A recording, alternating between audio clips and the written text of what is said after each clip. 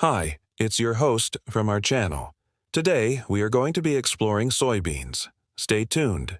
Okay, so when people think of soybeans, most people think about tofu, soy milk, maybe soy sauce if they're really into cooking. But did you know that soybeans are actually the king and queen of plant proteins? Because soybeans contain all 9 essential amino acids that our bodies need but cannot produce on their own, making them a complete protein. Other examples of complete proteins are quinoa, spirulina, chia seeds, buckwheat, hemp seeds, and of course animal products like beef, chicken, and fish. There are hundreds of different varieties of soybeans, and they come in different colors such as green, yellow, brown, and black.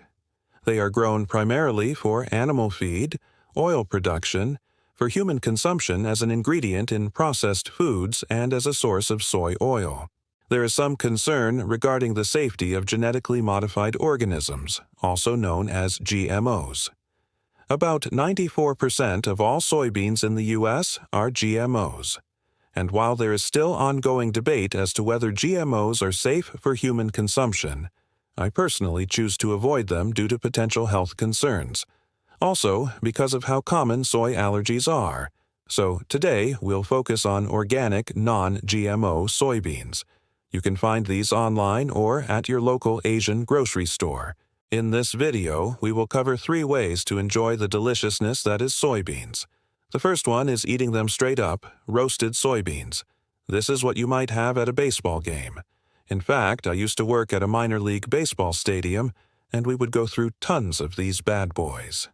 The second way to enjoy soybeans is to steam them and eat them in the pod like edamame. This is a popular appetizer in many restaurants. And then, finally, we will explore the different ways you can use whole dried soybeans in cooking. Okay, let's jump right in with roasted soybeans. The process is really simple. All you need are some dry soybeans, some sort of oil like avocado oil or olive oil, salt and pepper to taste, and any other seasonings that you want to add.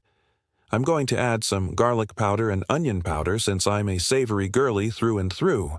Now, preheating oven to 400 degrees Fahrenheit, spread out the beans in a single layer on a baking sheet and drizzle with oil.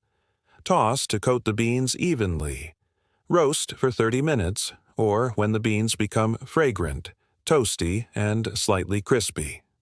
Season with salt, pepper, and any additional seasonings that you want to include. Continue to toss the beans every 5 minutes for the next 10 minutes to ensure even toasting. Remove from the oven and serve warm. If you don't have an oven, you can actually roast them in a large skillet on your stove top. Just make sure to keep moving them around so they don't burn.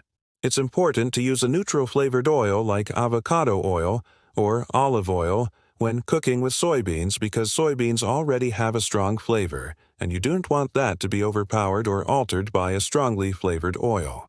I recommend trying the roasted soybeans without any additional seasonings just so you can get used to their unique flavor.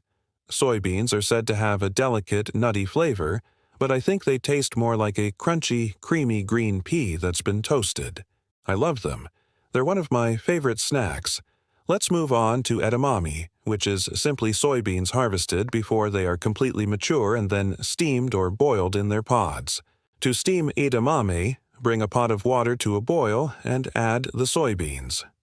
Cover, reduce heat, and steam for 3 to 5 minutes until the water is almost evaporated and the beans are tender. Season with salt and soy sauce and serve immediately. Or, alternatively, you can simply microwave the frozen edamame for 2 to 3 minutes in the microwavable pod package. Edamame translates to beans on a branch, which is pretty cute. It is often served as an appetizer or a light meal. The pods are fun to eat, so you could serve them family-style on a platter. I like to dip my edamame in a little bit of olive oil and flaky sea salt. That's kind of my go-to.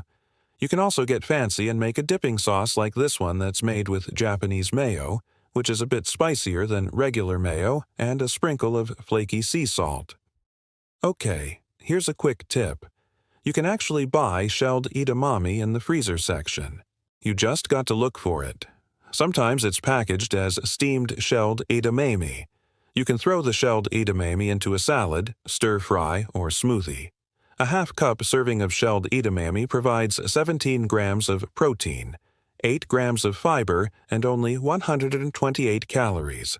Pretty good, right? Now let's talk about whole-dried soybeans in cooking.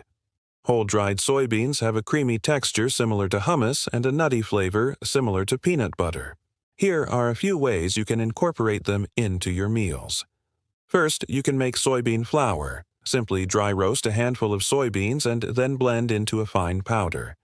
Use this flour to make protein pancakes, veggie burgers, or mix it into ground meat to stretch the protein further and to reduce the cost. Next, we have miso soup. Miso soup is a traditional Japanese soup made with miso paste, tofu, green onions, seaweed, and wakame, which is a type of seaweed. Now you can use whole-dried soybeans to make your own miso paste, although it is quite time-consuming. I'll link a recipe below if you're interested. Then you can use the miso paste to make miso soup or any other miso-based dish. Another option is to use soybeans to make your own soy milk. To do this, soak the beans overnight, then blend with water and strain. You can drink the soy milk plain, or use it in cooking, or in place of cow's milk. Lastly, you can use soybeans to make a vegan cream cheese. In fact, I've done this before and it turned out great. The soybeans blended with tahini and nutritional yeast to give it that cheesy flavor, and some lemon juice and salt and pepper to taste. This cream cheese is great on toast or bagels. I hope you enjoyed learning more about soybeans and how you can incorporate them into your diet. Soybeans are high in protein, fiber, and healthy fats, making them a nutritious addition to any meal. Plus, they are versatile and can be prepared in many different ways. So don't be afraid to experiment in the kitchen and try something new. If you're looking for a high-protein plant-based snack, roasted soybeans are a delicious option. They're crunchy, creamy, and nutty, and they're perfect for satisfying hunger in between meals. And if you're looking for a fun and easy appetizer, look no further than edamame. Simply steam the pods and dip them in your favorite sauce and you're good to go. So next time you're at the grocery store, be sure to pick up a bag of soybeans and see how many different ways you can use them in your cooking. You may be surprised at just how versatile they are. Thank you so much for watching. If you enjoyed this video, please hit that like button. And if you haven't already, go ahead and subscribe and turn on notifications so you never miss an upload. Leave us a comment below with your favorite ways to prepare soybeans. Check out our other videos about plant-based protein sources. And, as always, have a wonderful day. Bye.